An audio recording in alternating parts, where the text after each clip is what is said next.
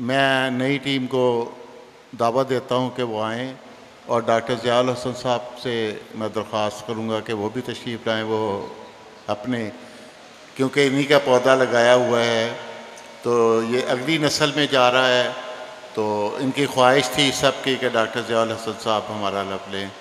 तो मैं डॉक्टर ज़ियाउल हसन साहब से दरख्वास्त करता हूं कि वो तशरीफ़ लाएँ। बिस्मिल्लाहिर्रहमानिर्रहीम। ये एक हल्फ की तकरीब है मुख्तसर सी कि मैं अदबी तंजीम रविश चिश्तियाँ के ओहदेदार की हैसियत से